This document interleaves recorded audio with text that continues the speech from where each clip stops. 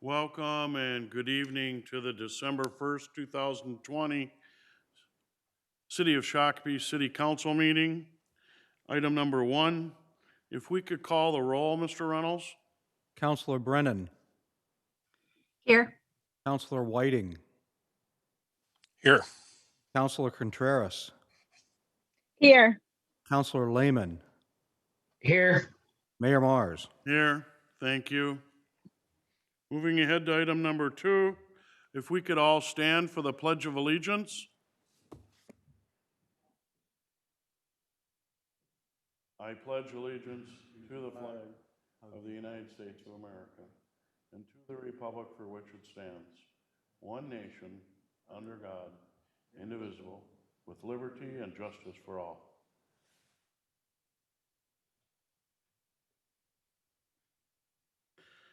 Moving forward, before we talk about item number 3, we'd like to wish colleague, fellow council member Angelica Contreras happy birthday today. Happy birthday, Councilor. Thank you, Mayor. Thank you. Happy birthday. Yeah, happy birthday. Thank you. We'll probably have an ad item to sing happy birthday in a little bit. Item number 3, approval of the agenda. Are there any changes, corrections, Mr. Reynolds? Nothing from staff, sir. Thank you. Councilor Whiting? I'll make a motion to approve the agenda as presented. Second. I have a motion and a second by Councilor Brennan to approve the stated agenda. Further discussion? Discussion by voice vote. Mr. Reynolds? Councilor Brennan. Aye. Councilor Whiting. Councilor Whiting. Aye. I heard that twice. I heard her, yeah. Me too. Councilor Whiting.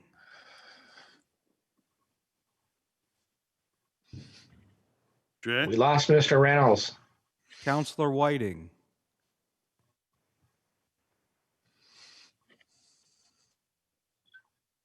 Councilor Contreras.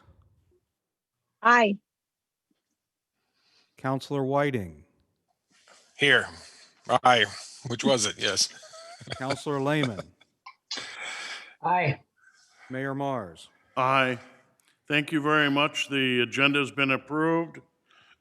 Moving ahead then, to item number 4 is the consent agenda. Any changes or corrections, Mr. Reynolds? Here's what's going on right here. Where is the camera?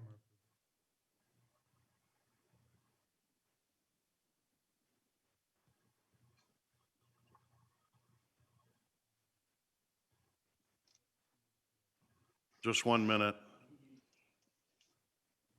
Chambers.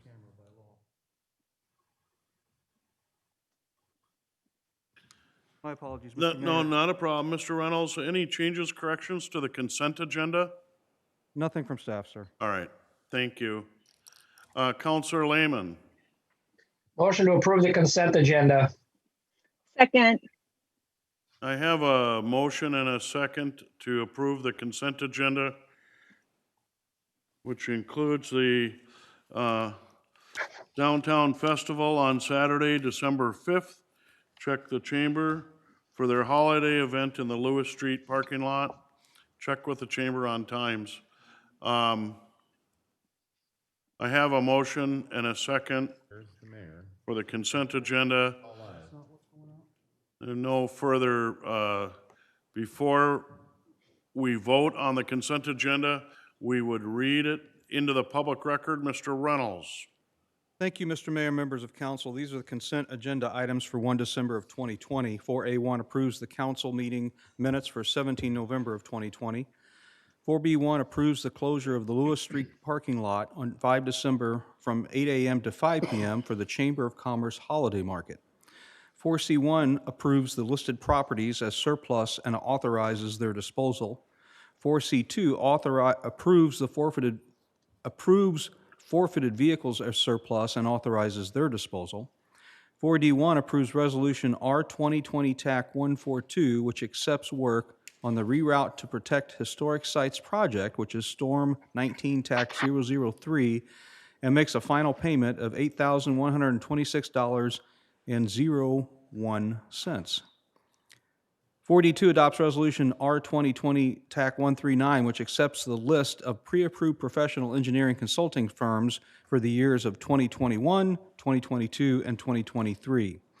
4D3 approves a drainage and utility easement for the regional BMP project at the Scott County Government Center, Lot A, which is Project Storm 22 TAC 001. And finally, 4D4 adopts Resolution R 2020 TAC 140, which awards a contract in the amount of $536,758.65 to SM Henniges and Sons Incorporated for the Memorial Park and Trail Improvements project, which is Project PA TAC 19 TAC 009. Thank you, Mr. Reynolds. I have a motion. I have a second for the consent agenda as stated. It's been read into the public record. There would be no further discussion. By voice vote, Mr. Reynolds? Counselor Brennan. Aye. Counselor Whiting. Aye. Counselor Contreras. Aye. Counselor Lehman. Aye. Mayor Mars. Aye. A motion passes. Thank you very much. Moving ahead, now I'd like to recognize any resident that would like to come forward and speak on an item not on the agenda. Please come forward, state your name and address for the record, and welcome on an item not on the agenda. I don't see anybody in attendance tonight. Did we take any electronic comments, Mr. Reynolds? No, sir, we did not. Seeing none then, we would move ahead to item number 6, business removed from consent, which there was none. And then we would move to 7A, which is a public hearing for our budget and property tax levy public meeting and presentation. I would entertain a motion to open the public hearing. Can't see the screen now. Mayor Matt Lehman, I'll make a motion to open a public hearing. Thank you. Whiting, second. I have a motion and a second to open the public hearing. I appreciate that. Further discussion by voice vote. Mr. Reynolds? Counselor Brennan. Aye. Counselor Whiting. Aye. Counselor Contreras. Aye. Counselor Lehman. Aye. Mayor Mars. Aye. The public hearing is now open, and Nate will present. Thank you. Yep. Good evening, Mayor and Council members. Nate Reinhardt, Finance Director for the City of Shakopee. Tonight we have a public meeting on the 2021 recommended budget and property tax levy.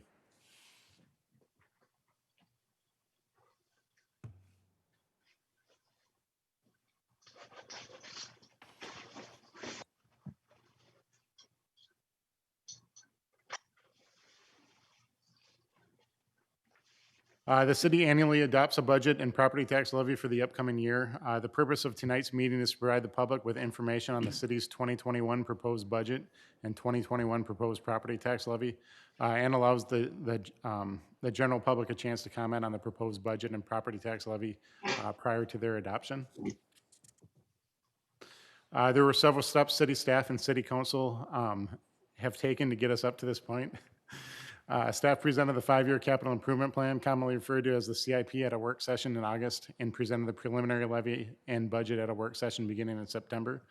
On September 15th, the City Council set the preliminary tax levy. The preliminary levy needs to be set by the end of September per state statute. After that point in time, the levy cannot increase, it can only decrease. The property tax statements mailed by the county reflects what was approved within the preliminary levy. Also on September 15th, the City Council adopted the CIP. And then the City Council had a work session on November 17th to review the final proposed levy and budget, which is being presented here tonight. Our 2021 proposed budget was developed based on overlying financial objectives for both City Council and administration. This would include consideration of the City Council's strategic priorities of financial stability, enhanced community strengths, effective public services, and communication, and direction from the City Council to continue to be one of the lowest tax communities in the metro. From an administration side, we continue to emphasize financial transparency and that our financial decisions are made with the future in mind to ensure the city's ongoing ability to provide quality services at a reasonable price. The budget book and budget presentations are all available on the city's website, and we welcome public comments and feedback at any point throughout the year. The most significant change included in the 2021 budget is the continuation of the fire department staffing model that was implemented as a result of COVID. That included staffing with four part-time firefighters Monday through Friday from 3 p.m. to 7 a.m. and the full day on Saturday and Sunday. Most importantly, this modification has resulted in a decrease in average response time. The schedule shifts have also been well received by part-time firefighters. As part of that discussion, in the change in the staffing model, we did forego replacing Rescue 2 fire truck, which is scheduled to be replaced in 2026 of $450,000, and we removed the planned construction of a $5.5 million Fire Station 3 from the capital improvement plan. That net impact on the 2021 budget after reduction in equipment rent charges, operational adjustments, and the proportionate share that's allocated to townships is a net impact of $175,000. We have not changed the levy request from what was approved in the preliminary levy in September. The proposed city levy of $21,017,700 is an increase of about $637,000 or 3.13% from last year. In addition to the fire department staffing model at $175,000, we further reduced the levy by $200,000 through the elimination of the park development levy. We do not believe this reduction will have any immediate impacts on 2020 or 21 projects, but future plans may need to be adjusted to accommodate this reduction. The preliminary EDA levy is $350,000, which is also identical to last year. Here's the 2021 proposed general fund budget. I have three items highlighted on the right side here that I think summarizes the proposed budget. In total, we're seeing minimal change from non-property tax revenue sources, $240,400. From 2020, that includes $65,000 from a grant that the city provided to hire a building official. On the expenditure side, we've held the line as much as we could without impacting service levels. And in actuality, we improved our service levels with the additional fire department staffing and the additional building official. Operationally, we're seeing a net increase of $729,000, which sounds like a big dollar amount. But when you look at the operations, it amounts to about a 2.5% increase from 2020, and a fourth of that is related to the fire staffing model. The past few years, we've seen a large volume of building permits. With larger projects, we may see revenues collected one year, but incur inspection costs for that project in the following year. Last year, the City Council formally committed $1,588,000 to be used for future years, including $795,000 adopted in the 2020 budget to offset related operational costs. This budget utilizes $500,000 of those committed revenues for the 2021 budget. So this effectively reduces that budget gap by $295,000. There are two revenue sources that probably have the widest range of potential outcomes and are the most difficult to predict for 2021, those being building permit revenues and recreational revenues. The budget forecast includes a $54,000 3% reduction in building permit revenues.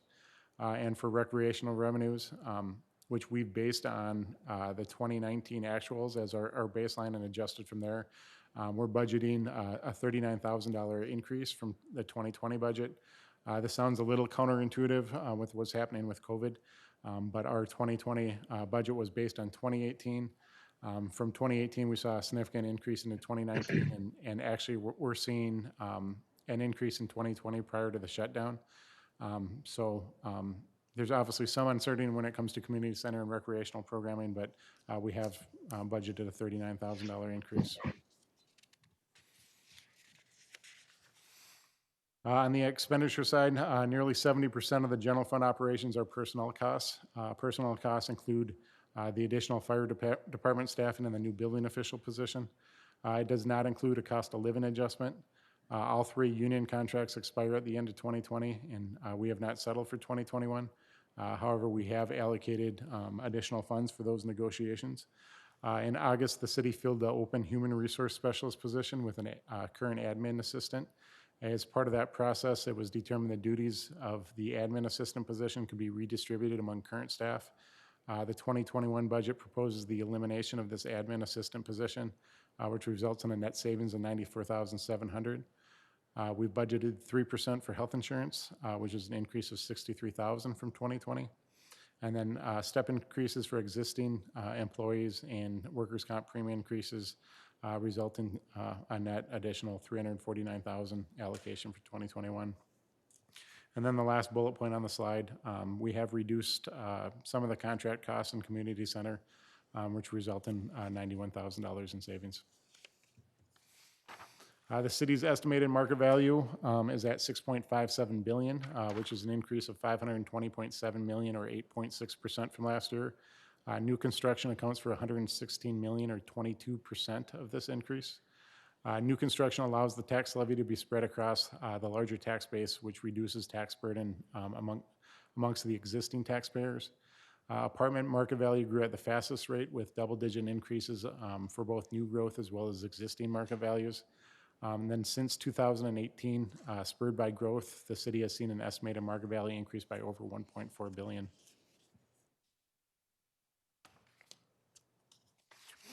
This chart compares the city's tax capacity and tax rate over the past 15 years, including the 2021 levy. The blue bar shows the rapid growth in the city tax capacity since 2013. The proposed tax levy will drop the city's tax rate from 33.965% to 31.851%, which is a decrease of 2.1%. This is the fourth consecutive year that we're seeing a tax rate decrease. The city levies a flat dollar amount for taxes, which is spread against all taxable properties in proportion to the percentage of total tax capacity of the city. This chart shows a comparison with last year. Residential represents 61.4%, which is 1.7% less of the total share than the previous year, with apartment and commercial properties paying a proportionate percentage more. So even though we're seeing residential market values increase, what this is showing is it didn't increase as much as apartment, commercial, and industrial. So there's a shift between the property tax types, which benefits the homeowners. Looking at the residential values, in total, 10% of the homes in Shakopee had no change or a decrease in their home values. 10% experienced a 10% or more increase. The remaining 80% of homes will see an increase in their value between 0 and 10%. A home valued at the 25th percentile saw an increase of 7.4% in their home value, now valued at $209,200, which they would see a $4 tax increase. A home valued at the 75th percentile would see a 6.1% increase in their home value, now valued at $344,400, and they would see a $5 tax decrease. This chart is on the median value home. It shows the median value home increased from $251,000 to $266,800 over the past year. This is an increase of $15,800 or 6.3%. This chart provides information on that median value home and the city property taxes paid since 2016. The amounts on the left axis represent the median value home value, and the gray shaded area and the amounts on the right side are the property tax amount paid on that median value home. The 2021 tax impact on the median value home based on the proposed levy is $5 annually. Since 2016, that median value home has increased by 30.5% compared to just 14.9% increase in property taxes paid on that home. So in other words, your home value is growing at a faster rate than the change in your property tax. And then for reference, each 1%, we often say, 1% levy increase or a percentage levy increase. For each 1%, it amounts to about $9 annually on the median value home. I reached out to the comparable cities and were able to get their adopted preliminary levy increases for 2021. Of the 11 cities, Shakopee's 3.13% levy increase was the third lowest. with Maplewood and Coon Rapids being the other two cities that were lower. Here's that same comparison, cities showing the levy change over the past 2 years, plus the preliminary increase for a 3-year comparison. The city of Shakopee is the second lowest at around 9%. We are much less lower than what we're seeing from our counterparts. The city operates 2 utilities, which is sanitary sewer and stormwater. The operations and capital needs of these utilities are funded through user charges. It was our intention to keep these rates as rate changes as minimal as possible for 2021. We will not be proposing any rate changes for the city rates in sewer and stormwater. The Met Council rate will actually decrease for 2021. Their rates are allocated to user cities based on volume. So even though their charges in total will increase by 2%, because the city share of total volume is less than it was from their previous allocation, our rate will decrease, which amounts to about 14 cents per 1,000 gallons. When I did the calculation on the typical household using 5,000 gallons a month, it was about $8 less per year that household would pay. So if you're the median value home using 5,000 gallons of water, despite the increase in market value of your home, the net cost you will pay the city will be a slight decrease for 2020 when you take in consideration the city property taxes and city utility costs. Question, Well, I'm sorry. Thank you. Counselor Lehman? can you go back one slide, please? The Met Council rate 274 for 2021 and 260 for 2020, are them two numbers transposed? Yeah, you actually brought that up last time, and I told you I would fix it on the slide, and I didn't. So my apologies, council member. It is transposed, so it should be Okay, 260 for the 2021 proposed and 274 for the current 2020 rate. okay, thank you. Yeah, again, my apologies. I did tell you I'd fix it, and I forgot to change it on the slide. Okay, thank you. Thanks for the clarity.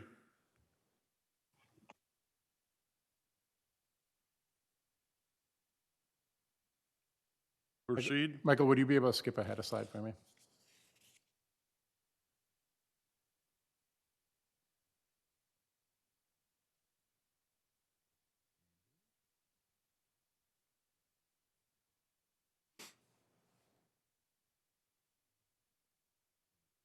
There we go. Here's the 2020 cost comparison. So this is the current year cost comparison of the comparable and surrounding cities with property taxes, sanitary sewer, and storm charges.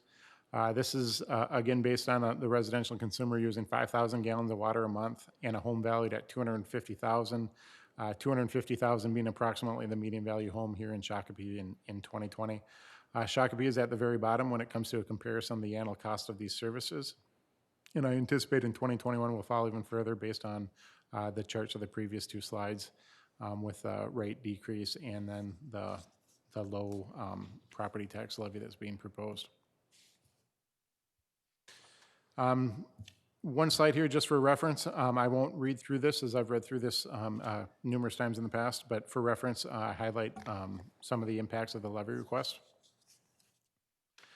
And the next steps, so this is a public meeting and public is welcome to speak on the budget and or tax levy. After tonight's meeting, the budget and levy will come back to council on December 15th for final approval. No action is required tonight other than to invite the public to speak. Thank you very much. Questions of staff? Pretty straightforward. We have seen this several times. If any council member has a question of staff, Councilor Lehman. Mayor, I got a question. Since this is a public hearing, do we continue this public hearing to the 15th or do we close it tonight if there's after comment? Mr. Mayor, Yes, City Attorney? this is not technically a public hearing. That was changed. This has to be a public meeting. And Nate can correct me if I'm wrong on that, but I think that's how it was put on the agenda, not as an actual public hearing, but just as a public meeting. Okay, Correct.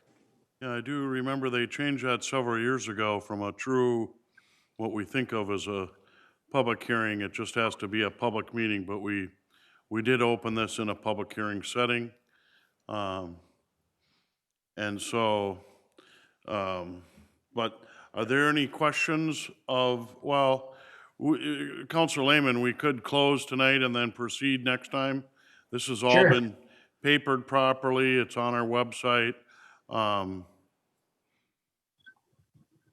But does any council members have a structural question on a budget or general question on the budget?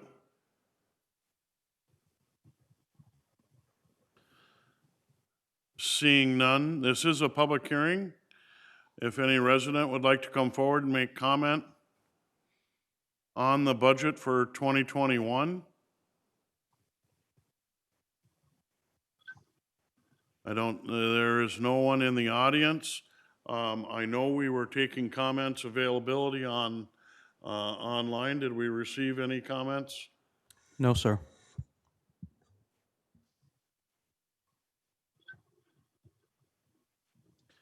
So I don't have any public in front of me. We hadn't received any comments via from the email or from any links Mr. on Mayor? the city site. Councilor Whiting.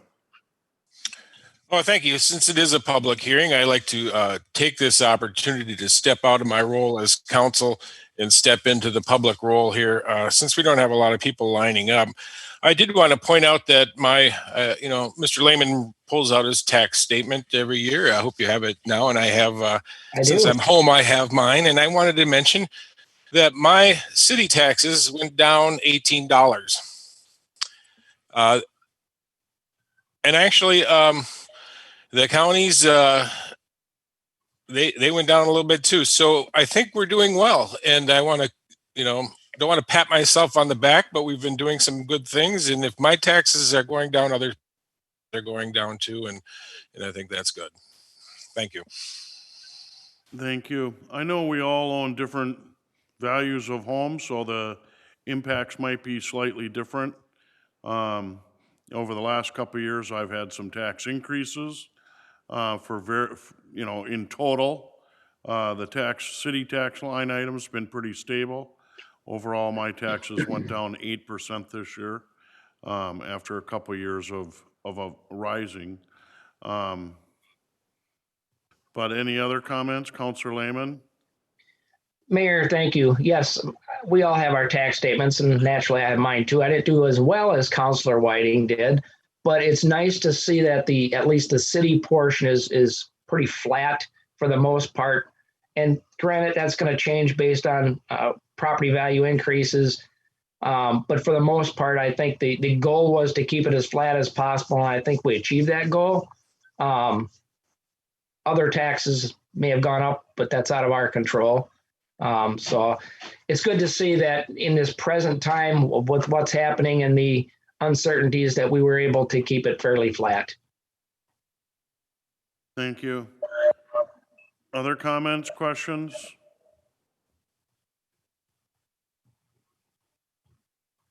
If not,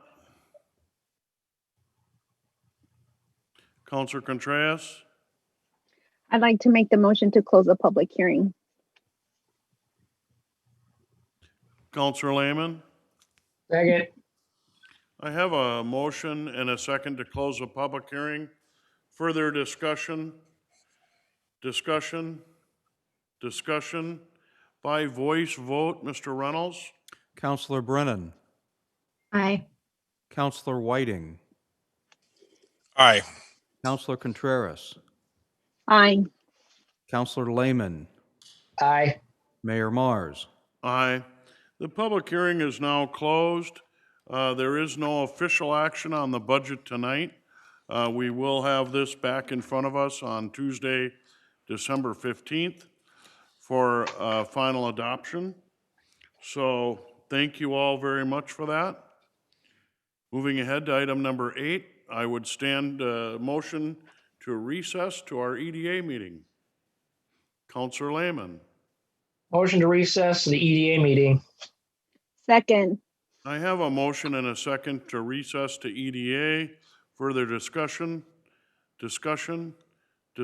by voice vote. Counselor Brennan. Aye. Counselor Whiting. Aye. Counselor Contreras.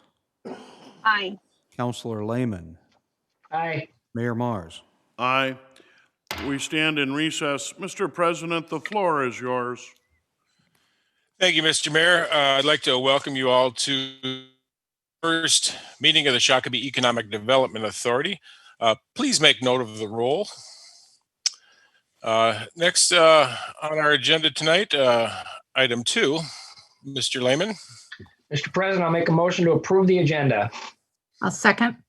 We have a motion and a second by Brennan to approve the agenda. Any discussion? Please call the roll.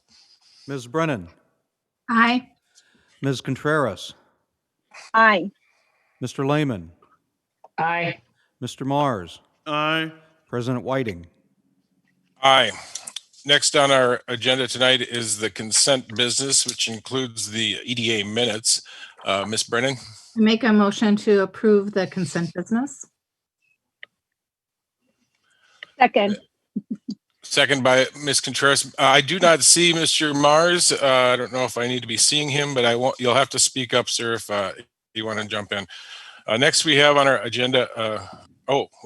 We have a second. We need to call that roll. Sorry. Ms. Brennan. Aye.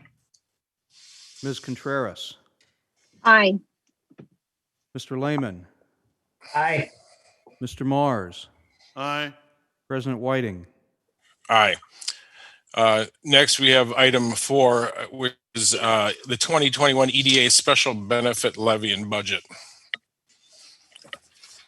And who will be taking that? Mr. Reinhardt? Sure. Good evening, President and Commission members. Nate Reinhardt, Finance Director for the city. We are asking for the approval of the EDA levy and budget. Following its approval, it'll go to City Council for their approval on December 15th. The EDA levy is subject to a limit of 0.185% of city's estimated market value. That levy cap for 2021 is estimated to be $936,750. Staff is recommending an EDA levy of $350,000 for 2021, which is the same levy amount as each of the previous three years, as well as the levy that was set for the preliminary levy. The median value home valued at $266,800 for taxes payable 21 would pay approximately $18 towards the EDA levy. The levy will provide the operational funding for the EDA in 2021. All right. Thank you. Any questions for staff? Mr. Lehman. Mr. President, in the resolution, it shows the revenue for 2021, and it shows the taxes of $350,000, and there's a miscellaneous $350,000 in revenue. I'm asking where that miscellaneous $350,000 in revenue is coming from. Yeah, so within the budget, we contemplated the sales of the riverfront properties, which actually recently went through, but we had contemplated that happening in 2021, which would be the proceeds from that sale. Anything further? That would be the reimbursement, Mr. President. That would be the reimbursement for the properties that we purchased for the riverfront development project. That is correct. Okay. Any further questions? Any questions? Mr. Mars, did you have anything? No, Mr. President, for discussion, I would offer a motion to adopt resolution number E2020-015 and E2020-116, approving the 2021 EDA special benefit levy of $350,000 and the 2021 budget. We have a motion on the floor. Second. Motion is seconded by Contreras. Further discussion? Discussion? Discussion. All right, please call the roll. Ms. Brennan. Aye. Ms. Contreras. Aye. Mr. Lehman. Aye. Mr. Mars. Aye. President Whiting. Aye. Thank you. Next on our agenda is reports. We have the EDA Bill List. Is there any questions on the bill list? Seeing none, we'll move to item 6. Mr. Lehman? Mr. President, I'll make a motion to adjourn to January 5th, 2021. Second. Motion is second by Brennan. Any discussion? Please call the roll. Ms. Brennan, Aye. Ms. Contreras, Aye. Mr. Lehman, Aye. Mr. Mars, Aye. President Whiting. Aye. Thank you. We stand adjourned.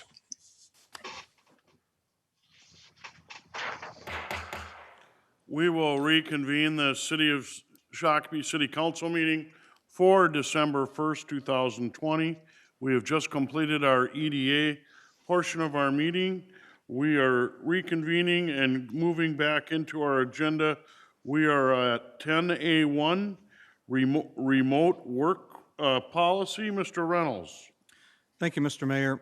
This is a policy that actually has been bounced around in the halls of City Hall for probably a year and a half, way before we even came forward with COVID. And at that time, when it was first proposed, I was not in favor of this policy.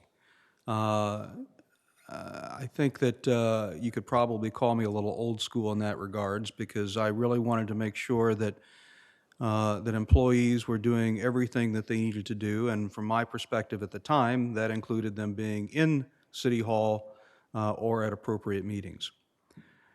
Well, times change, and frankly, COVID was a driver, and a couple of things that we've seen that where we've actually found some silver linings to COVID. One, as Mr. Reinhardt said a few minutes ago, was our reshuffling of the fire department schedules to where now we have a heck of a lot better coverage than we used to. So the bottom line is that we recognize that not only do we need a policy for what we're addressing now, because as all of you know, we have essentially a work from home if you possibly can order that's in effect.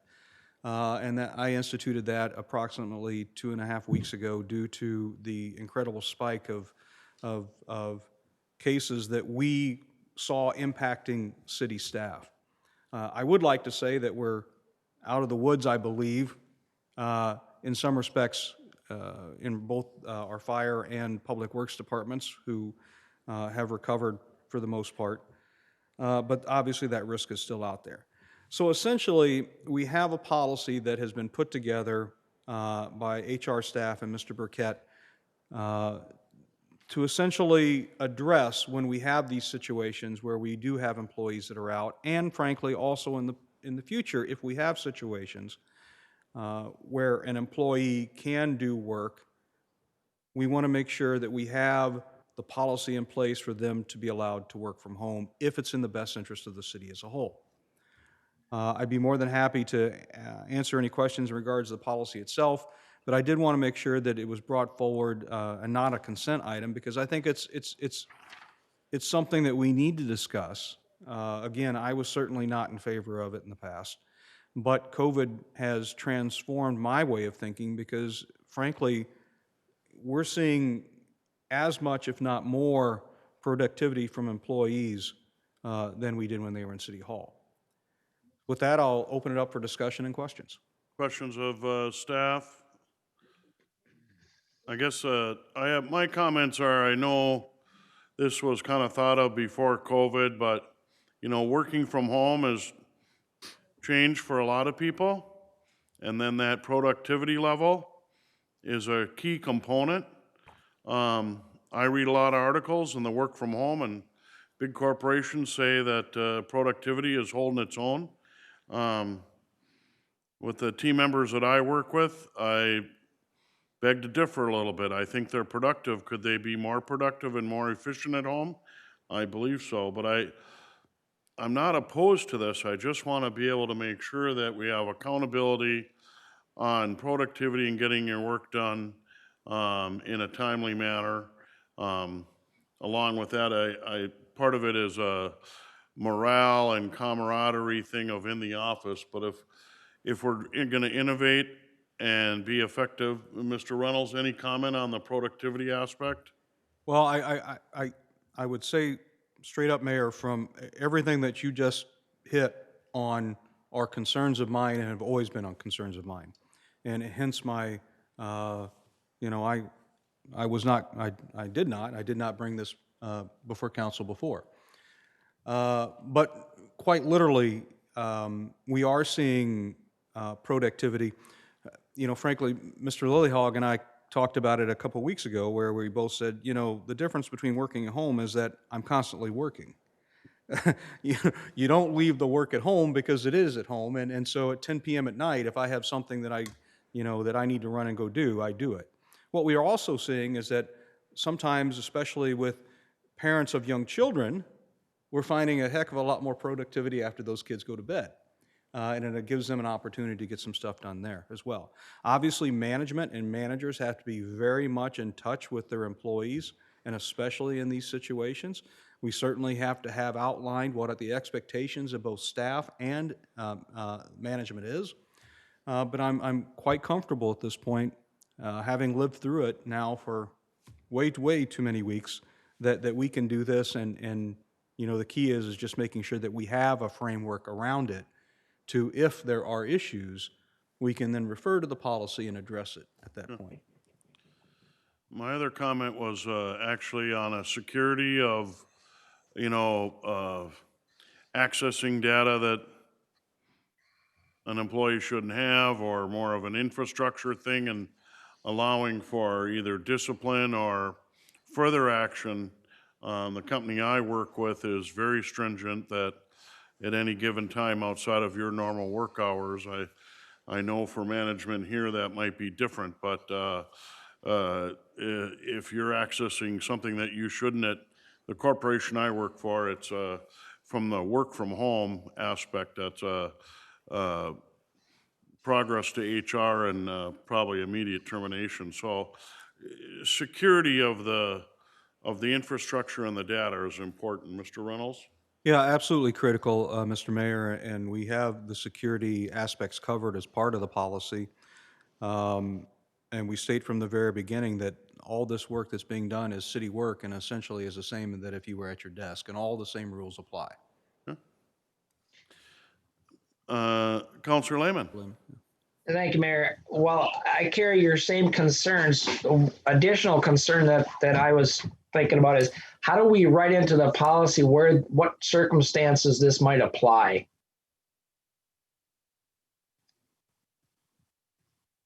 Examples of? Well, yeah, examples of. I understand maybe somebody is out on a paternity.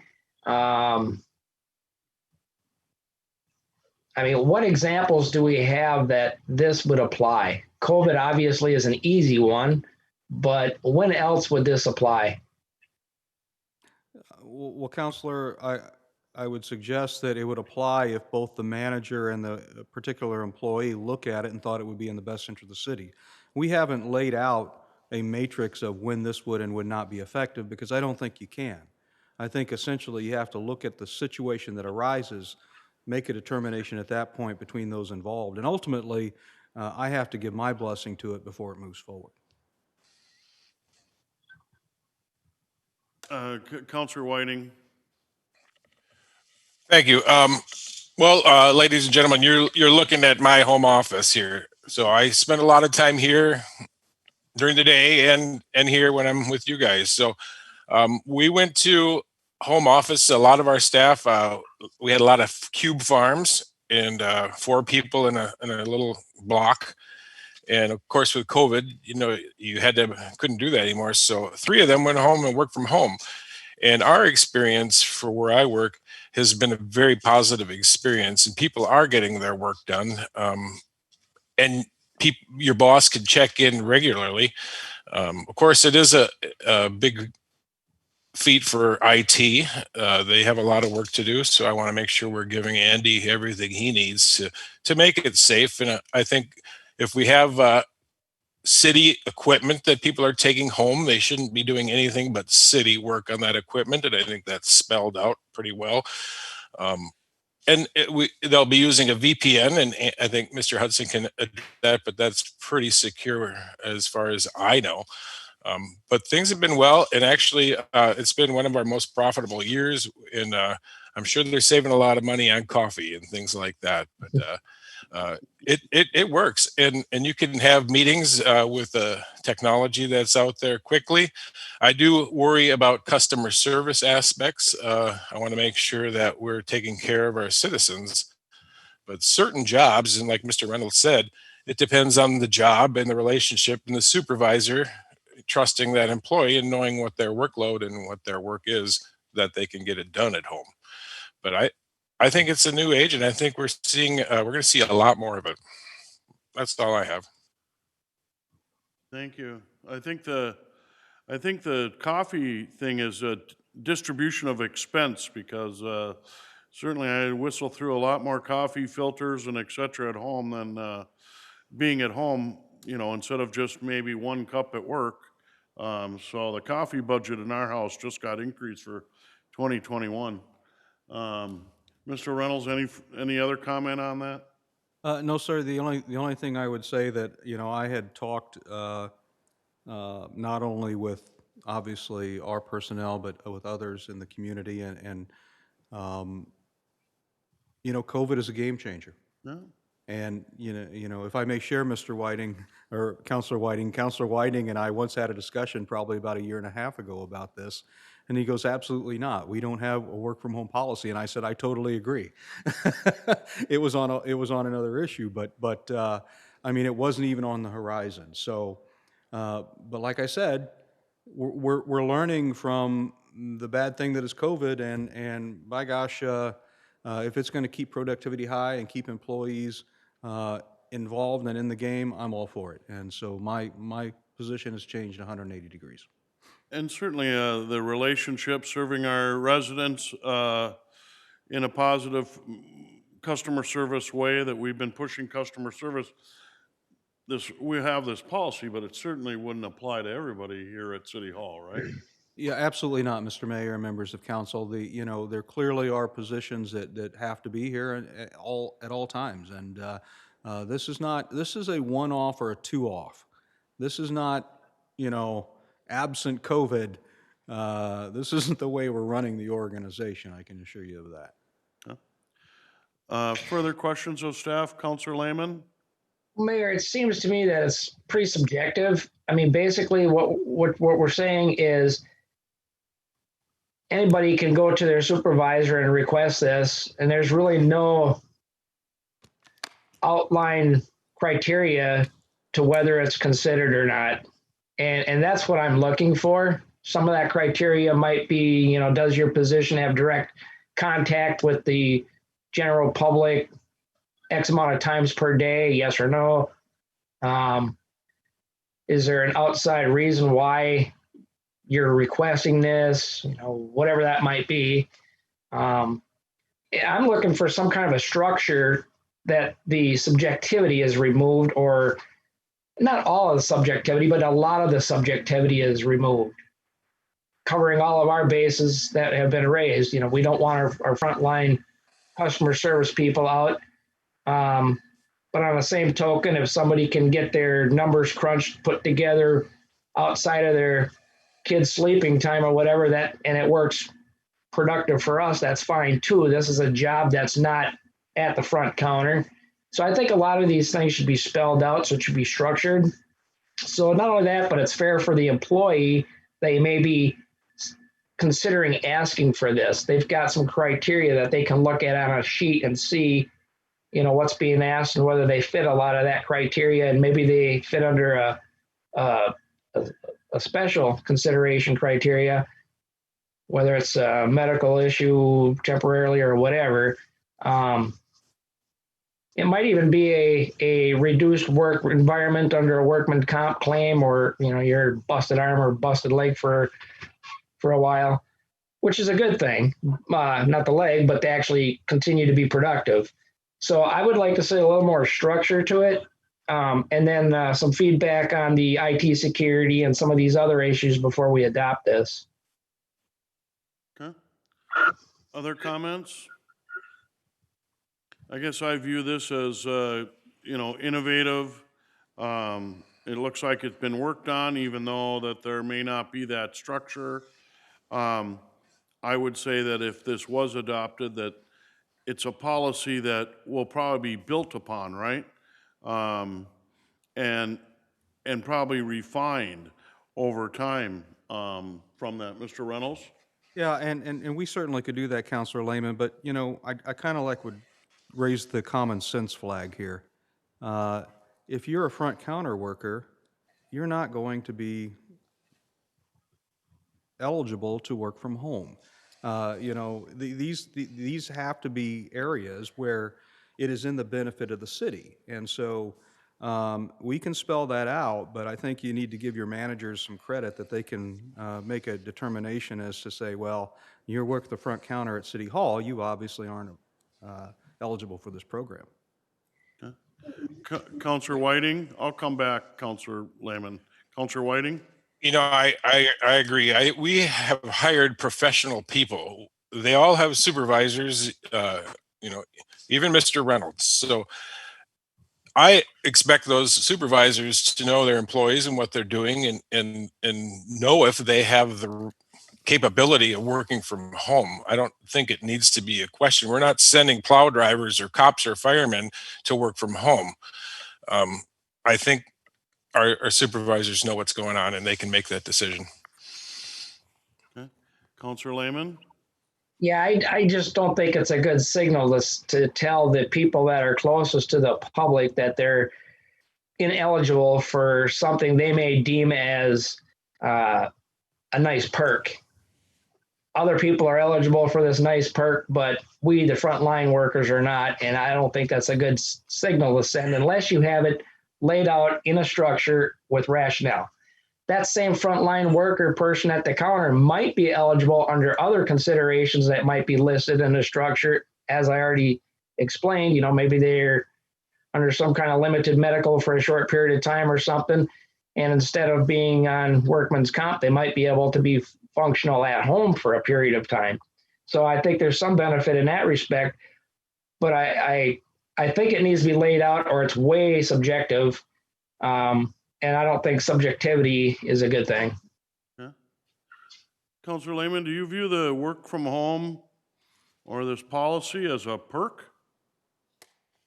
It could be taken that way from somebody's perception. I couldn't fit a hoist in my office. Otherwise, you know, it would be kind of a perk. Yeah. I certainly have, I get the innovation of what corporate America has been doing through the COVID and the safety aspect of it. Don't disagree with that at all. Working from home does not work for everybody. It works for some, and certainly that's right, but it does not work for everybody. Counselor Contreras?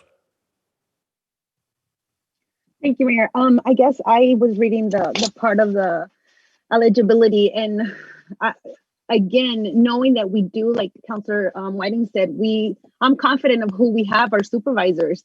So if I would go to my supervisor and you know, ask them, we would talk about, you know, what we're doing, and if we agree upon it, then you know, if he feels or she feels that it's not, then you don't. But also, Mr. Reynolds said that he would be, you know, the one who would get the last blessing. So that's another person who also gets to see. It's not just anybody, you know, like, okay, well, you know, a deal between the employee and the supervisor. Well, can I go? Yeah, you know, go. No, there's steps.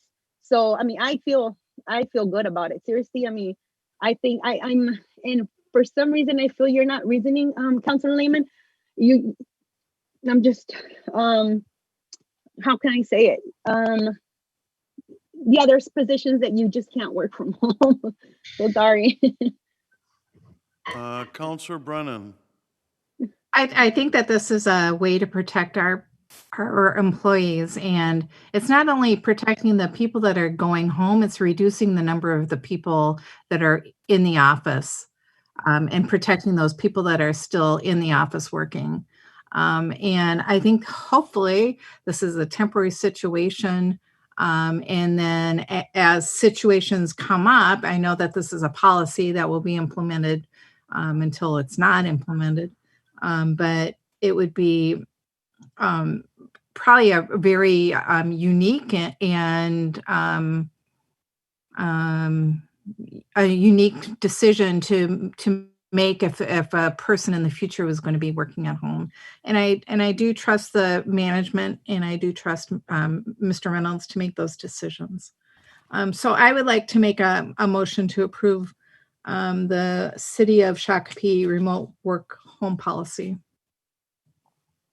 I have a motion, Second. second by Counselor Contreras. Counselor Lehman, you had your hand up? Yes, thank you. I have no problem with the working at home for safety reasons. I think that's smart right now, and that can be done under the city declared emergency. But really the question to the rest of you is, how do you explain to your constituents what this policy is? You're basically going to tell them that we don't know who's really eligible. We don't really know. It's basically up to their supervisor to determine. And I guess they'll let us know when they do this with somebody. And maybe we can ask what the reason is. I mean, it really puts us in a position where we can't answer a lot of questions to our constituents, and that's never a good position to be in. All right, thank you. Mr. Reynolds? Well, Councilor Lehman, I would tell them that individuals have entered into a remote work agreement, that the city staff has looked at employee suitability for this, job responsibilities, and the equipment needs, and wanted to make sure that at the end of the day, the city's business was being done. And I think that a lot of people, I totally agree. 8 months ago, I was you. Absolutely. But I think that has changed. And there are people out there right now who are working from home. And there are a lot of people that are working from home. And they're continuing to do the work. And again, this is not 90% of City Hall leaving and not being around. This is 1 or 2 people if the situation is right. It's just another tool in our toolbox to analyze if we can do something that's going to be a benefit for both the employee and the city. If it's not a benefit to the city, it's not going to happen, period. And this is outside and beyond a pandemic. So once everybody is past this pandemic, this is still going to be the policy, and we're still going to have people working at home if they request it, and it works for everybody involved. That's what Normal.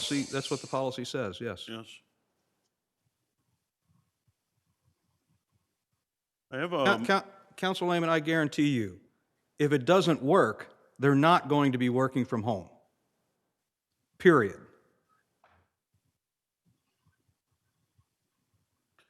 I have a motion on the table and a second. Further discussion? Discussion by voice vote. Mr. Reynolds? Councilor Brennan. Aye. Councilor Whiting. Aye. Councilor Contreras. Aye. Councilor Lehman. Negative. Mayor Mars. Aye. Motion passes. And give this policy an opportunity. I see that I believe it will get strengthened over time, and we will move on from there. Let's move ahead then on our agenda to 10B1, a professional service agreement with AE2S for design services for stormwater improvement projects. Steve will present. Good evening, Mayor and council members. First, I wanted to give a little background on why a hodgepodge of projects here. So a few years ago, we worked on a tracking system for issues in the city. Our first system was for transportation, traffic, safety issues. So we have that up and running. We have it, so anytime we have an issue, it's logged, it's tracked. So it doesn't matter what staff are in place. If we're all replaced, we have that system in place. So we developed it for traffic first. Now we've developed it for stormwater issues. We've developed it for sanitary issues, smells around town. If there are certain areas of town that have a smell, we log it and we track it. We've developed it for park issues. If there's a certain complaint or need or want or desire in a park, we're tracking all of this now. So what that helps us, specifically with stormwater issues, is it helps us better identify issues, better address them, and track them over time. Sometimes an issue happens and then it goes away, and then it takes 3 or 4 years for it to happen again. So we have these systems that really help us do better planning.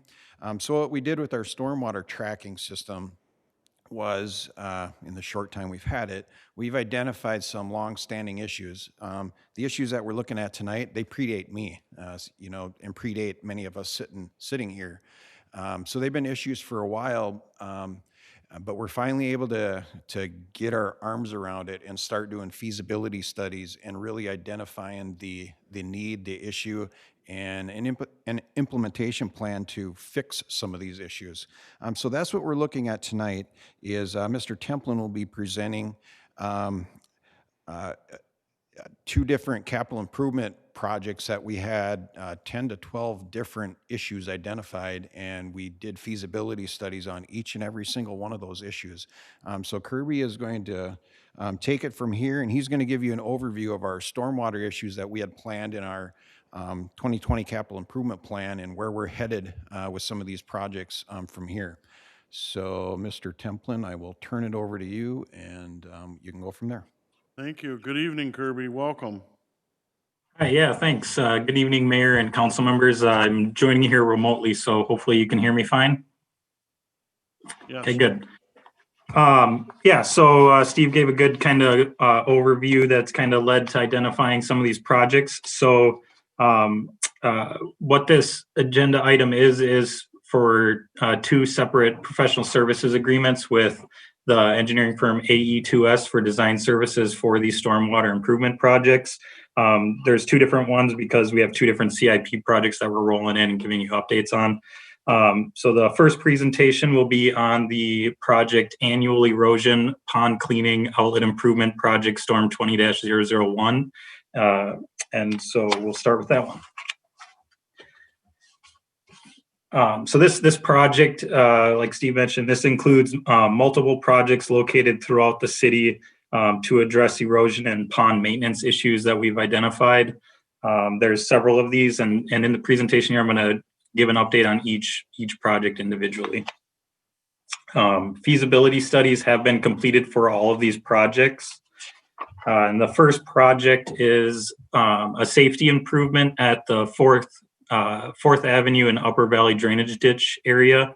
So this issue, I wasn't able to locate a picture of the water flowing through this location, but essentially this picture that you see here, the issue is when the Upper Valley Drainage Ditch experiences high flows, there's a lot of debris that can be carried through it.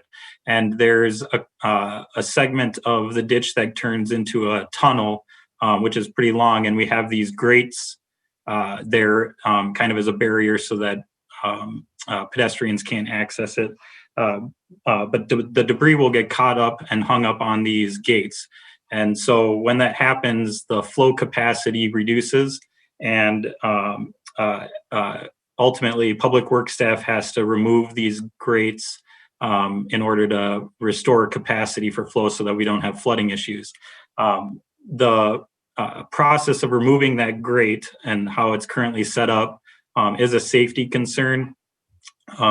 Again, when it needs to be done, there's a high flow through there. And then also what you can't see in this picture is there's a little bit of a slope that comes down towards this retaining wall, and the equipment needed to lift that gate up. You actually need to use 2 large pieces of equipment, one to lift the gate and another piece of equipment to hold that first piece of equipment so that it stays in place. Next slide.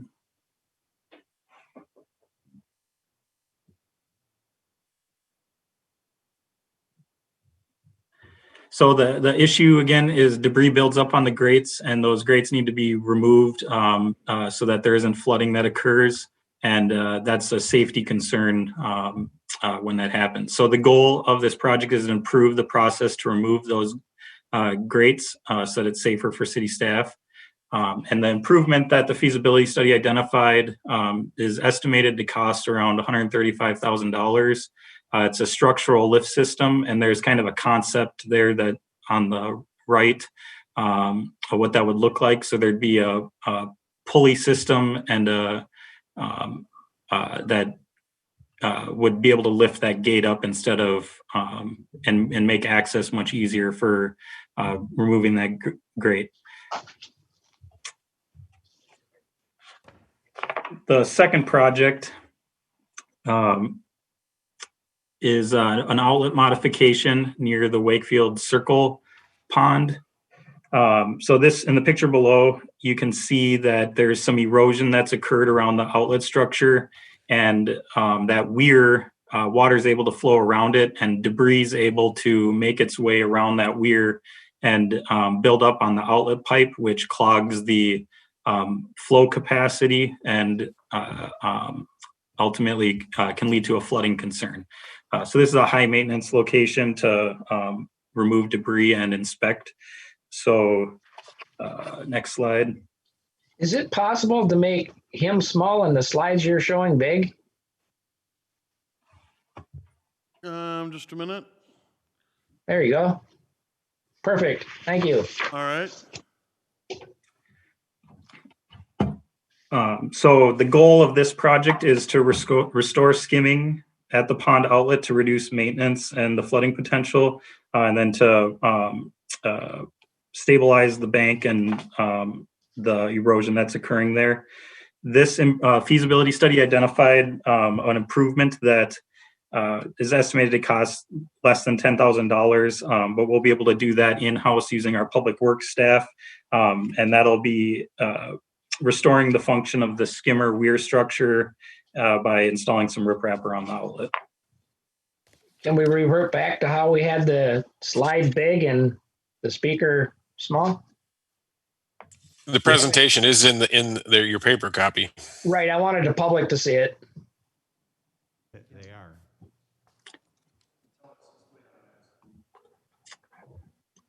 Councilor Lehman? Yeah. Okay. Yes, sir. If you click on the bar where it shows that slide, there should be a little blue icon with 3 dots in it that shows up. You Okay. can click on that, then click pin video, and that video will stay as the primary video for you. Will the public be able to see it then? They can. It would have to be done by whoever's running the Zoom video. Right. So we can't put a slideshow on for the public like we did for the taxes. It's being done on your computer, Councilor Lehman. Okay. They are seeing it. They are seeing it. Public. Okay. Thank you. The public is seeing it, yes. All right. Very good. Okay. So let me, looks a little different on my screen. Let me pin it here quick. All right. So the next project, project 3, is a similar type of project. It's another outlet modification near Windsor Lane. So this is a similar issue to project 2, where there's debris that flows and gets built up on that outlet structure, and again reduces the flow capacity and leads to flooding concern. So that's a high maintenance location for public works staff, and we can go to the next page. The goal is to reduce the debris that can build up on the outlet structure to maintain outlet discharge capacity. You can see on the right, there's a schematic of an outlet structure and how it can provide skimming capabilities. So you can see the green box, the debris floats on top of the pond water surface, but the outlet structure has a submerged pipe that's down below the water level. So the stuff that floats on the water can't flow through the outlet pipe. This helps maintain that outlet structure capacity and reduces that maintenance need and flooding potential. This improvement was estimated to cost $50,000. And this is a project that is included in the scope of professional services with AE2S. Kirby, doesn't the new pipe that would be down below the debris, wouldn't that get a lot of silt in there? And wouldn't that be a additional maintenance issue? Yes, so the pond gets deeper than what the level of that outlet pipe is, so Okay. sediment can build up on it. We have outlet structures like this throughout the city, and don't have the maintenance needs and the flooding concerns like we do with the outlet structures where that pipe is at the water surface elevation. So it's an improvement to a setup that we know works. And that outlet pipe wouldn't be at the bottom of the Okay. pond. Yep, I got it. Thank you. Next project is project 4. So this project was identified as an outlet modification to a culvert crossing on the Prior Lake Outlet Channel. This project is no longer needed, and the reason being the Shakopee, Mdewakanton, and Sioux community recently purchased the land that has that culvert located on it. And so the city's maintenance responsibilities have gone away, and their plan is to remove that culvert. Project 5 is replacement of an outlet structure near Peace Circle. So this outlet structure is a pretty old outlet structure. I think I've tracked down or I found some information that it might have been constructed in the 60s. It's a corrugated metal pipe that's rusted out on the bottom, and as a result, there's been a significant amount of erosion that's taken place. So this outlet structure is essentially failed and is past its useful life and needs to be replaced. And since I've been with the city here for a couple of years, I've actually observed this erosion get worse, or this erosion in this area get worse. Next slide. So the goal is to mitigate that erosion issue and replace the outlet structure to provide long-term stability of that outlet. The improvement is estimated to cost around $50,000, and that project would be to replace the outlet structure, similar to what you saw on that last slide with a outlet control structure with a skimmer outlet. This project is also one of the projects that's included in the that is ready for design, is included in the scope of services with the AE2S agreement. The next project is project 6. So this is an erosion issue adjacent to Mystic Lake Drive South. This project is not yet ready for design and construction, so it is not included in the scope of services with AE2S. This project is located within the municipal boundary. However, it's on private property. There currently isn't an easement, and the flow that contributes to it is a combination of runoff from county right-of-way, the city of Prior Lake, and the Shakopee, Mdewakanton, and Sioux community. So there's additional work that needs to happen here with those stakeholders, discussions. So this project's not yet ready for design. We did do a feasibility study that looked at all this, and it looked at some options to address this erosion issue that would be in the range of $90,000 to $200,000. But again, we have to have more conversations with these stakeholders. Mayor? Councilmember Lehman? Thank you. On this one, number 6, there was a larger culvert put in underneath 83, jointly between the Mdewakanton, Shakopee, and the county a few years back. Is this a flow issue from south of that culvert, getting to that culvert? Correct. Okay. Yeah, so that culvert was in line with the main drainage ditch that heads west. And then this erosion issue is a little tributary that comes in from the south. Okay. Okay.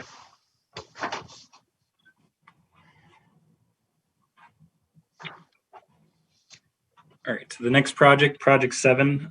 So this project is the Quarry Lake Outlet Project. So it's really kind of its own separate project, but is housed under this CIP project. So I'm just giving a quick update on it. But you've seen this project separately several times already. We did complete the feasibility study. We were working with WSB on that. Since then, we have hired WSB and have a professional services agreement for them to complete final design and assist with bidding and construction. And we're making progress on that currently. And then they're also working on a kind of a shoreline erosion evaluation and assessment. And that project is estimated to cost around $450,000. So the next steps for these projects, so projects 1, 3, and 5, through the feasibility studies, have identified that they are ready for design. So included with this council agenda item is an agreement for hiring AE2S to complete the design and assist with bidding and construction for projects 1, 3, and 5 only. Project 2, through the feasibility, we identified an improvement that we're able to make with our public works crew.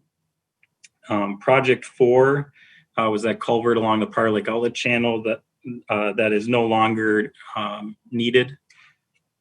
Project 6 is that erosion issue we just talked about. The next steps with that is to continue work with the project stakeholders and further discussions about that issue.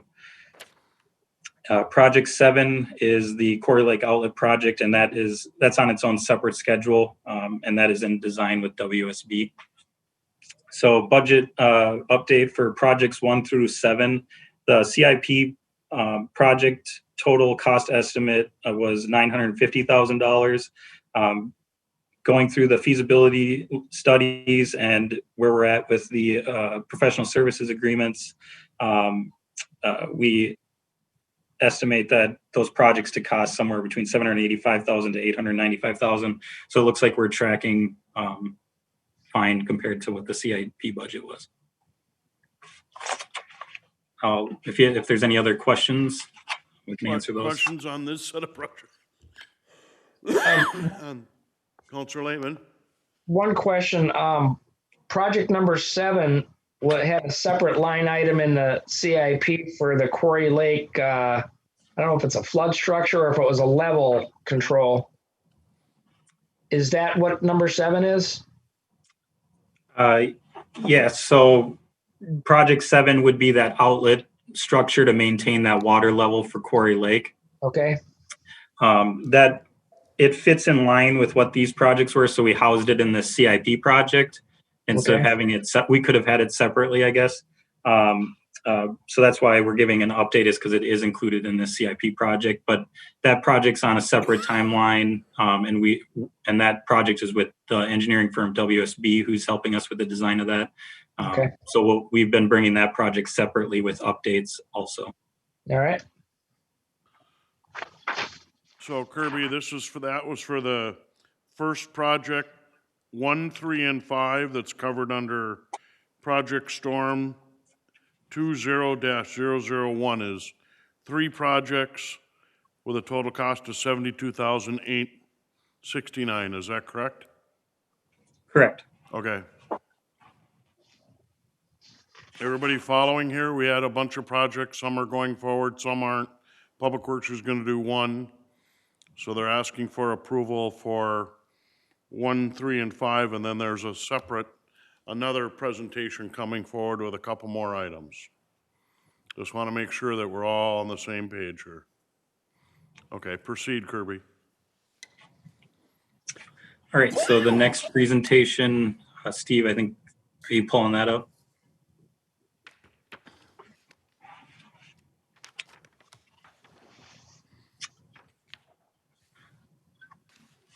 So the next presentation is on a separate CIP project called Drainage and Flood Prevention Improvements, Project Storm-20-002. Similar, go to the next slide. Similar to the previous presentation, this project also includes several or multiple projects located throughout the city. These projects are specifically more to address drainage and flood prevention issues. Again, feasibility studies have been completed for these 5 projects, and my presentation will go through each one and give a little update. Okay. So project 1 is some flooding to a residential property near Larkspur Court. So this property is located along the Upper Valley drainage ditch. And there's a couple pictures here on this slide. One is from a 2014 rainfall event. And you can see in that picture, the water levels right up at that opening for that walkout of this house. So that 2014 event, when we look back at it, it's pretty similar to what we would call the 100-year rainfall event that we simulate for estimating high water levels. And also there's another picture of a 2019 rainfall event. And you can see that house in the background. That's the residence that in 2014, the water level was right there. So you can see how much higher that water gets. Next slide.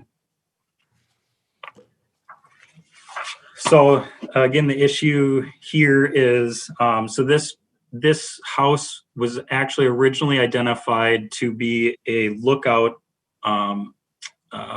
structure. And so a lookout structure has windows in the rear, but not a sliding door. And so when it has just the windows, that opening is several feet higher than when there's that sliding door, which is several feet lower than those windows. So it was planned as a lookout, but was built as a walkout. So as a result, there's less freeboard and it's more susceptible to flooding. When there's large rainfall events that occur, there's frequent assistance and maintenance by Public Works to construct temporary flood protection. And then for this, it is the Upper Valley drainage ditch that's the conveyance of all the water. So there is public drainage, which is contributing to the flooding issue. So the goal of this project is to identify permanent improvement, which can reduce risk of flooding, which in turn reduces assistance and maintenance needs from Public Works staff. This project improvement is at the feasibility level estimated to cost around $40,000. And there's a concept there. What it is it's essentially like a sandbag. When you sandbag, you're creating a berm to hold back the floodwaters. So it would be essentially a permanent berm made out of soil. But we would need easements in this area to be able to construct this permanent berm. And we did look at alternate fixes for this kind of issue here. One of the other options that we evaluated was instead converting this from a walkout to a lookout. That would essentially kind of accomplish the same feat, but would convert it from a walkout to a lookout. That was a higher cost option. So this project is not included in the scope of services with AE2S. It's not ready yet for design. Today we're providing an update on this project and what we found from the feasibility study, but there's still coordination that we need to do with the homeowner prior to getting to that final design so we can, with the homeowner, come up with agreement on project. Thank you. Question, Councilor Lehman? Mayor, my question is, to me, it seems like there's an expectation that the property owner would go ahead and give the city an easement to help us protect their property. Yeah, and I think in this kind of a project, that's our expectation too, is that an easement would be granted over this with no cost. Okay. All right, proceed. Next project is Project 2. So this project is a flooding issue in an alley near 6th Avenue East and Spencer Street South. In here, you can see pictures that we've captured that kind of demonstrate what's going on. There was a photo from a 2017 rainfall event where it's flooding in the garage. And then in 2019, that spring snowmelt event that we had was really bad. And that's a picture of that area that's flooded. You can go to the next slide. So this issue, so this alley, this low area that floods is kind of like a landlocked area. There's no existing storm sewer with a catch basin out to it, and there's not an overland outlet or swale that allows this water to flow out. So the issue is residential property and alley is prone to flooding due to the low area without this outlet. And garage structures experience flooding during large rainfall events and snowmelt events. The vehicle access through this alley is also impacted, and we've provided assistance in the past with pumping this water out of this area to help mitigate the flooding impact. The goal for this project is to reduce ponding and risk of flooding, and again, reduce that assistance or maintenance needs for the public works staff. And this improvement, which is essentially extending storm sewer down the alley and putting in a catch basin in that low area, is estimated to cost around $110,000. And just want to note that this won't solve all the flooding scenarios for this area. It would greatly improve the snowmelt condition, and then also the smaller rainfall events that are also contributing to the flooding issues. But the 100-year, 24-hour rainfall event would still pose some flooding risk for those neighbors. Kirby, on that one, Public Works there in this area on this project, are they there a couple times a year? In the spring or the melt on a big rain or? Yeah, so it all varies. We always cross our fingers that we don't have a rapid spring snowmelt event. The worst is when we get rain on that snowmelt with high temperatures. It just generates a lot of runoff. The ground's frozen, and so it can't infiltrate and causes a lot of issues for areas like this. And then also those large rainfall events. But I think since 2017, we've been out there. I think it's been 2 or 3 times to pump this area down. Okay, thank you. So this project, Project 2 is one of the projects that's ready for design and is included in the scope for the professional services agreement with AE2S. So the next project is Project 3. So this is another flooding issue in an alley near 7th Avenue West and Apgar Street South. It's a similar situation. The photos you can see that I have are from that 2019 snowmelt event where that water was flooding out the garage and the yard near the house structure. For this project, or for this location, when that was all occurring, we were able to assist. Public Works went out there and dug that trench that you can see in the picture to kind of intercept some runoff, and then that way we could pump water into that trench to help get it out of that area.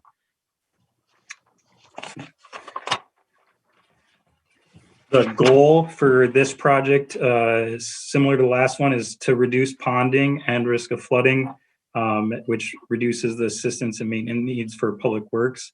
And I guess that is important because when the events happen where we have these flooding issues, we have multiple issues throughout the city.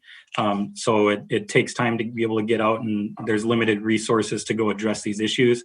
So identifying these problematic areas and making these improvements reduces how many issues are out there, and we can respond better. The improvement is, just like the last one, is storm sewer extended out with a catch basin, and is estimated to cost around $60,000 total. And it doesn't solve all the flooding risks similarly to the last one. It'll improve the snowmelt events greatly, and then the more frequent flooding issues from the smaller events. But that 100-year, 24-hour rainfall event, it would still be a flooding concern.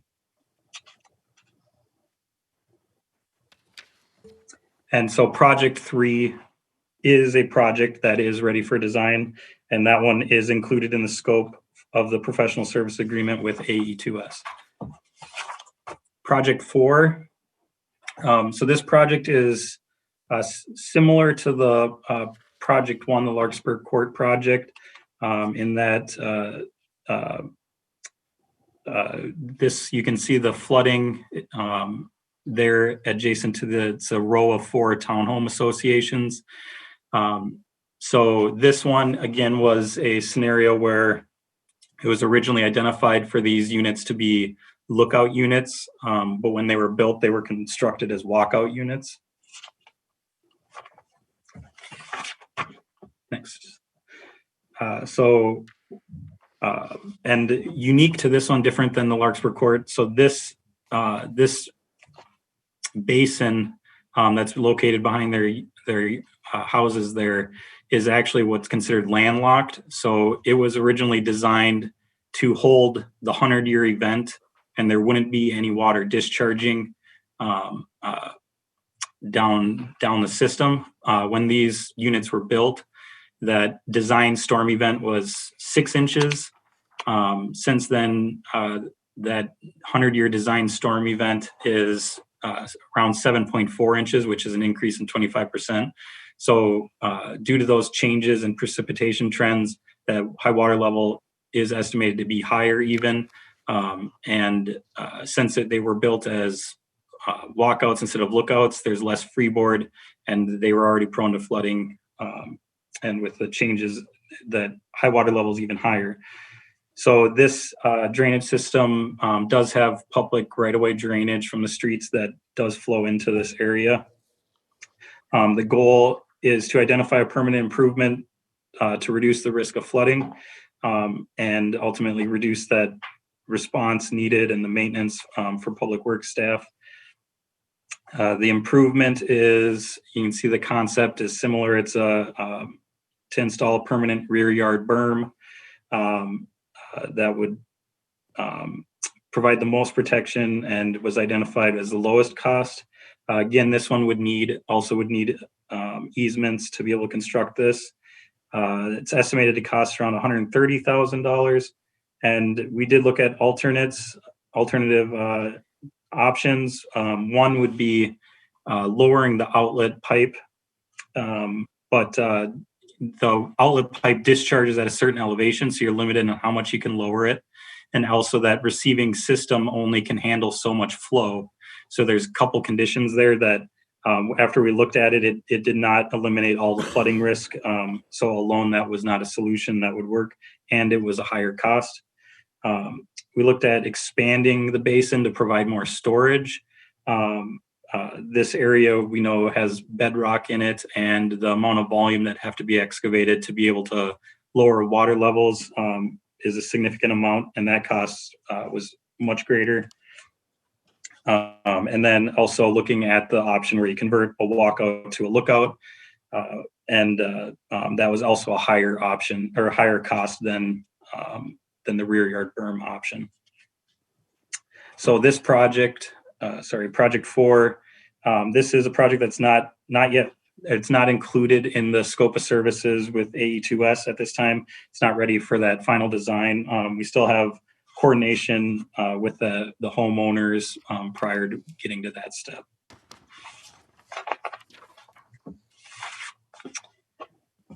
Project 5, so this is flooding issues near the Boiling Springs Lane area. So this is east of Stagecoach Road and west of Boiling Springs Lane, or City of Savage is also the boundaries right over there too. the issue here, so this area is entirely landlocked again. And there is residential property prone to flooding. So this, in the model scenarios that we ran, there is structure flooding estimated with the modeling. And the landlocked runoff just ponds in that area. And while I've been here, the biggest impacts that I've seen include impacting residential wells, water, and sanitary or septic systems. Residents aren't able to use them, and in 2019 there was one resident that wasn't able to use their septic and water for several weeks. I think it was about a month. So the goal for this project is to reduce ponding and risk of flooding, and then again, that's reduce that maintenance need for public works, the calls and going out with pumps and starting to draw the water levels down when they get high. So this improvement project estimated, so this project, I'll note that we're probably going to update the future CIP project and separate this out from this group of projects. We still have some coordination that we need to do on this project, and we don't see construction happening probably until 2022. So this improvement that the feasibility had identified would include installing some storm sewer to provide an outlet for this area. Again, it doesn't solve all flooding risk, and part of that is what the system that we're tying into has a limit on how much water you can discharge to it. So it greatly improves snow melt conditions, and then smaller nuisance flooding issues that arise from smaller events, but that 100-year 24-hour event still would still be estimated to pose some flooding risk for those residents. Again, this one would require some easements with a couple landowners and coordination with the city of Savage. So there's a few steps here that we need to do on this project, and we'll probably be separating this out into its own CIP project moving forward. So this project is not included, is not ready for design, and is not included in the PSA with the A2S. So the next steps for this CIP project is projects 2 and 3 were identified ready for design, and the professional services agreement with AE2S would be to complete design and assist with bidding and construction for projects 2 and 3. Projects 1 and 4, we have some additional coordination with those homeowners. So those are not ready for design yet and are not included in that agreement. That if when we get to that point, that agreement would come later. We'd provide you an update on that. Project 5, that Boiling Springs area. So that one will probably likely be moving that into its own CIP project because we anticipate construction more feasibly occurring around the year 2022. But we have some coordination there to meet with the city of Savage and then also multiple landowners to coordinate that project. But once we have kind of a project agreement, and we'll bring that back and give more update to city council when we're ready to move forward with design. So budget update, projects 1 through 5, based on the outcomes of the feasibility studies and the professional services agreements. The CIP total cost estimate was $555,000 total, and then updated based on the feasibilities. It's around $525,000. So again, looks like we're tracking well with what we had previously estimated for the CIP project. Any questions on these? Thank you, Kirby. Questions? I'm very familiar with several of these, and it's great during the big snowfalls and the melts and the rains, icy conditions and rain on top of it. Public Works has put on a lot of effort into some of these areas, and opportunity to clean up 4 or 5 of them here within the next year and make further progress on a couple. that would be great. Steve, you had a comment? Yes, Mayor and council members. So just capturing what we're asking you to do tonight, uh, two items would be approve two separate professional services agreement for those projects that Kirby outlined. And one question and policy decision that we want to talk about, and Bill Reynolds and I just had a conversation via notes here, would be, so looking at this last set of projects, projects 1 and 4. So a philosophy discussion on those projects. So those projects, the city, it's on private property. All the other projects, we're talking about generally projects improving storm system, our structured storm system in our right of way or easement. So these two projects, projects 1 and 4, we're recommending, as the solution to build a berm around their walkout in their backyard. We don't have easement for that, so we would 100% expect them to agree to that improvement and donate that improvement. So now the discussion is, well, why is the city responsible for this issue? So we've had long discussions on this, and I would guess some city council members and possibly staff have had these discussions for many years, and that's why these have been kicked down the road for quite a bit. So we don't want to kick it down the road anymore. We want to make it determined that either the city's going to do something or we're not. So the discussion, so why would the city do something here? Well, one, if we have willing partners, that's a positive. Even though, it's not a direct city issue, we spend a lot of time on 1 and 4, just since I've been here in the 3.5 years I've been here. We spent probably more time than it takes to build this berm on efforts to go out to these homes in the middle of the night and set up pumps and calm them down, et cetera, et cetera, et cetera. Sandbagging, you can see back in 2014 before I was here, that home was sandbagged. So we've expended a lot of resources on these issues. Another component is the water. So whose water is it? So on project number 1, that's the upper valley drainage ditch in the backyard. So that is a big chunk of Shakopee's water that flows through their backyard. So it comes off public streets, it comes off parks, comes off a lot of adjacent private property. But in essence, it's quasi-public private water. But when we have public water in there, there can be a certain liability towards the city because of that. And likewise with project number 4, it's in a landlocked, somewhat, it's not landlocked, it has an outlet, but it's in a basin, a big basin in between the condominium areas there. But again, that's on private property. We do have an easement, but it's kind of that same scenario. It's like they built those as walkouts when they should have been lookouts. But it is quasi-public private water, the same scenario. So that is why we're not ready to move forward with these projects. It would be because we need easements. We haven't developed plans for it, but we wanted to bring it in front of you to really get a policy decision from the city council. Is this something that we will, could, should expend stormwater fund fees to correct these deficiencies? So should the city pay 100% for it? Should the city pay 0% for these improvements? That's the question.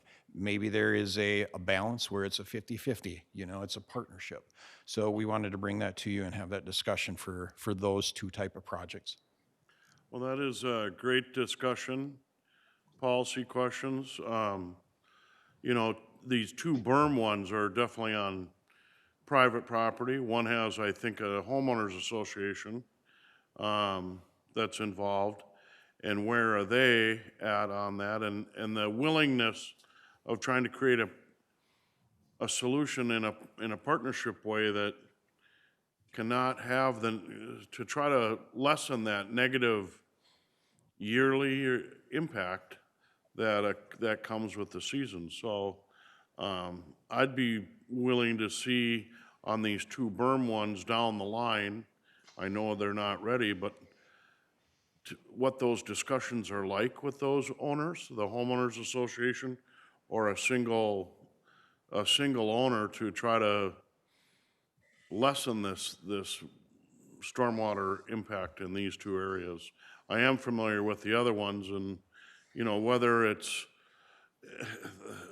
public, private, that water builds up. If it doesn't have a place to go, water's a pretty powerful force, and it's gonna go where the path of least resistance is, and that might be in an alleyway, into someone's garage, or into their house, so I get that.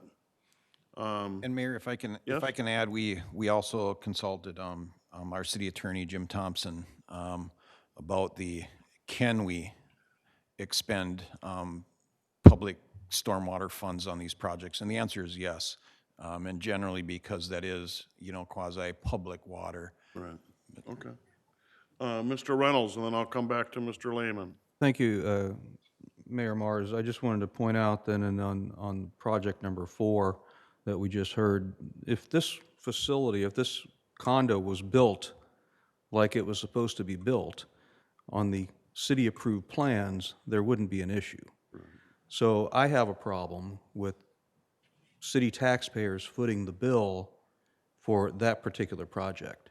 Or an error on the developer. It certainly had nothing to do with the city, and it may be city private water that's flowing through there, but if it was built toward the specs, it wouldn't be an issue. And, you know, my philosophy has always been that if we are building something or doing something for specific single people, that those people should have to pay for it, and it shouldn't be on the backs of all of the taxpayers of the city.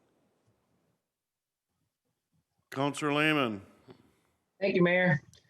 As I said earlier, if there's any expectation for us to make an improvement, I would expect that the property owner would give us the easement free and clear to do so without paying for it. The other issue that comes to mind, as Mr. Reynolds points out, is these are supposed to be lookouts instead of walkouts, and they weren't built to what the city had in its plans. Well, apparently the inspector didn't catch that in the plan when they were under construction. So as far as the public or private water, it's God who decides how much snow is going to fall and how much rain we're going to have in a 100-year, 24-hour event. So the 100-year, 24-hour event is not necessarily public or private water. It's just nature. So that's really not the backs of us. But if we are going to work together to fix some of these problems for the overall system, there's certainly going to have to be some participation by those benefiting the most. Yeah. That'd be my position. Okay, Councilor Brennan. I'm curious to know if there's been any effort by these property owners to rectify the situation, and are they looking towards to us to rectify it, or have they done anything on their own to fix it? You know, my first inclination as a property owner would be to fix my problem in my backyard, but I'm just kind of curious to know. Have they, you know, I know most of these situations are under duress, right? My water's coming up, call the city, can you help me in any way? Public Works says they'll come out and check it out. And then next thing you know, you're pumping water or something, and after it's alleviated, are we having that discussion or have had that discussion? Mr. Reynolds. Yeah, thank you, Mr. Mayor. Prior to Mr. Lilyhog being here, this property, Public Works was out there several times, and I made it a point of pointing out that this really wasn't a city issue, that the property number 4 property owners now know, even if they didn't know about it before, they now know about it, and should be fixing their private issue. And, you know, I believe at that time I actually said, you know, we need to tell them that this is on them. We can't be using city expenses and city people to bail them out every time the water got high. So that's been my position on property number 4. Further discussion? Mayor, if I could Yes. maybe answer that Councilmember Brennan's question. To my knowledge, is we haven't seen any improvement by either of 1 or 4 property owners that would fix this issue. It's we respond to them, the water recedes, and then it's out of sight, out of mind for the most part. Well, I think before us tonight, 1 and 4 are not in the scope of what we're getting approval. But maybe we as a body are gonna need a little more discussion on this, and also probably gonna need some more information, right, of either cause and effect or a discussion with a homeowner or homeowners association on that. Counselor Whiting? Thank you, Mr. Mayor. Yeah, it's a tough situation here. The approved plans, so I see that we didn't catch that, so that's a city issue. Public water, they didn't, it's not a lake that they've put their house on. It's actually a drainage area, and so and if we're going to continue to go down and maintain these things in flood events, we got to look at the cost benefit analysis. So if that's how we're going to operate, it may be in our best interest to put these berms up. But as you mentioned, I think the partnership with the homeowners and at least the free and clear easement at a minimum, I would like to see actually the homeowners kicking in on something like this as well. It's a partnership, and we can work with people. I hate to just wash my hands of it because of the city aspects of it. I understand where Mr. Reynolds is coming from, though. But I think we have to start at least exploring with these residents. Right. Well, I do take a little issue with I know the city and the inspector aspect of that, but the developer and the city approves the plans, and right here it says walkout for this lot or this lot, or a lookout instead of a walkout, excuse me.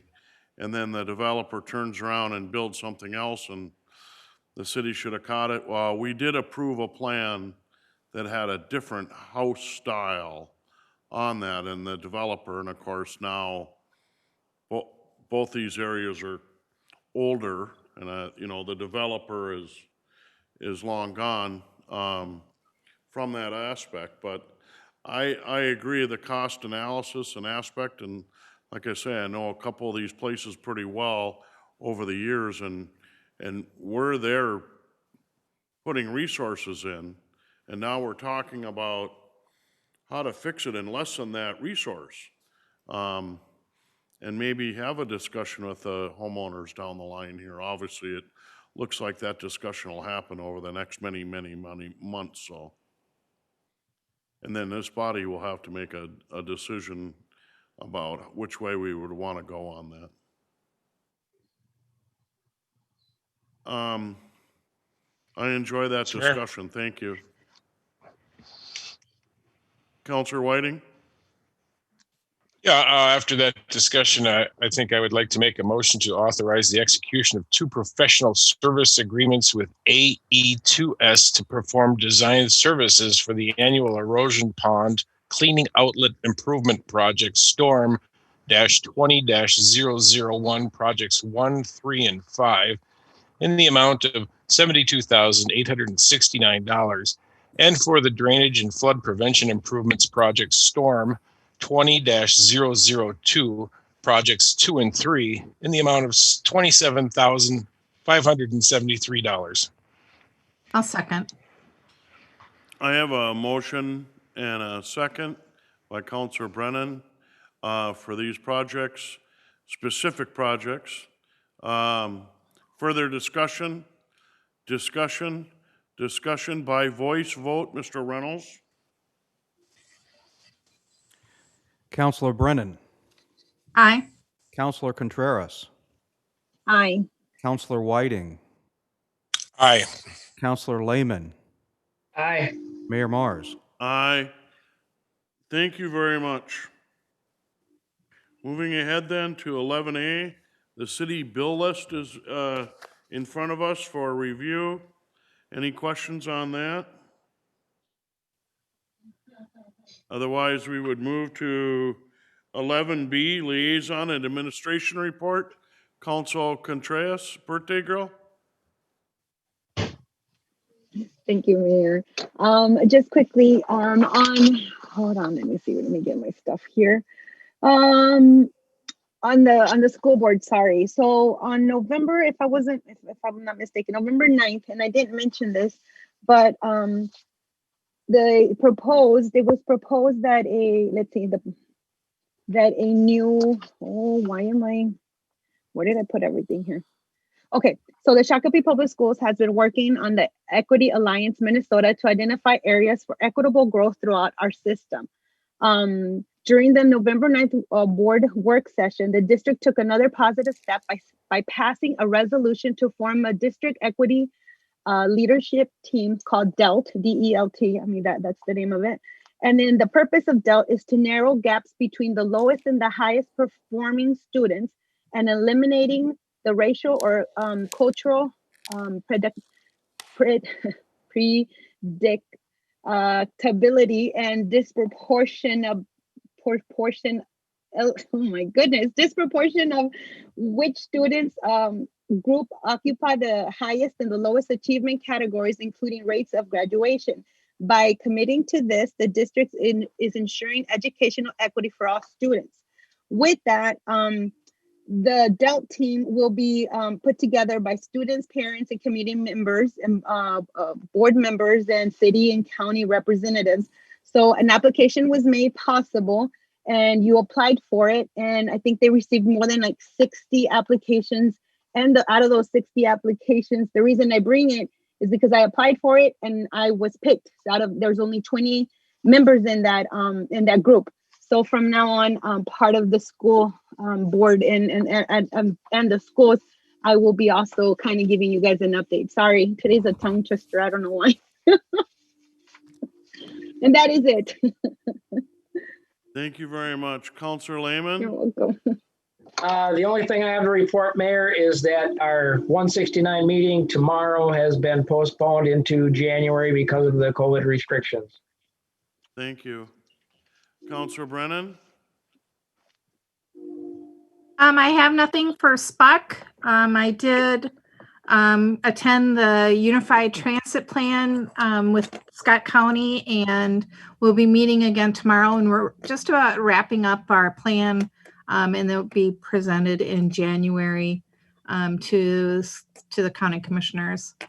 So that's been a long process, so I'm glad that's going to be over with. And then I attended a seminar today on electric vehicles in the city and different things that have to occur to provide electric vehicle infrastructure in the city. So that was interesting seminar that I attended. And that's it. Well, thank you very much. Counselor Whiting? Thank you, Mr. Mayor.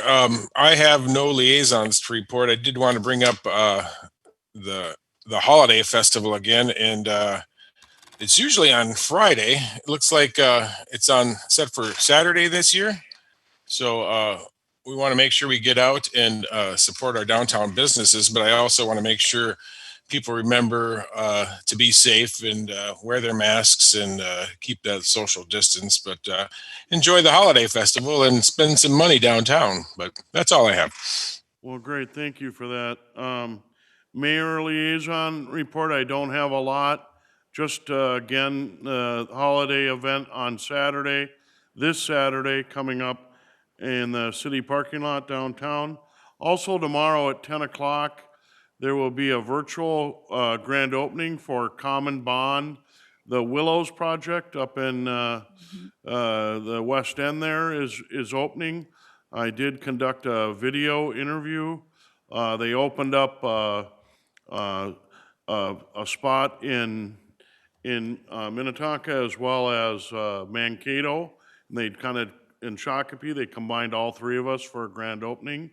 And that will be on display tomorrow. You can go to the Common Bond website and view that tomorrow at 10 a.m. That is all that I have. We would move forward to the administration report. Mr. Reynolds. Just very briefly, Mr. Mayor, members of council, I had a very good meeting with the SBU interim manager, Mr. Greg Drent. Looking forward to doing everything we can. I committed to him that post-election, this city staff is going to be committed to their success, whatever that takes, and offered our full support on how to make that happen. And so I gave him the green light. Anything he needs, contact our department heads, and we'll make it happen. So I'm looking forward to a productive relationship in the future. I think that even with his interim leadership, we'll see that happen. Thank you. That's encouraging. Thank you very much. I think that's very good news too. I'm really glad that you two got together. Yes, positive. Thank you. Number 12, other business. Any other business before this council? Councilor Contreras. Mayor, I forgot something. This is really cute. So there's a new little book called Goodnight Shakopee that celebrates the wonderful history of our city. The book highlights the landmarks, iconic businesses, and attractions that make Shakopee a great place to live, work, and play. And you can find it on sale at the little festival we'll be having on Saturday. Super cute. It'll make a great stocking stuffer. That's it. Well, thank you for that. I have seen that. I've seen it advertised. I will be an owner by the end of business on Saturday of maybe a couple of those. So great thing about Shakopee. Any other business before this council? Otherwise, we would move to item number 13. Mayor, I would Council. like to make a motion to adjourn to Tuesday, December 15th, 2020 at 7 p.m. Second. I have a motion and a second by Councilor Whiting. Further discussion? Further discussion? Discussion by voice vote. Mr. Reynolds? Councilor Brennan, Aye. Councilor Contreras, Aye. Councilor Whiting, Aye. Councilor Lehman, Aye. and Mayor Mars. Aye. The city council is adjourned at 9:03. Thank you. Thanks, everyone.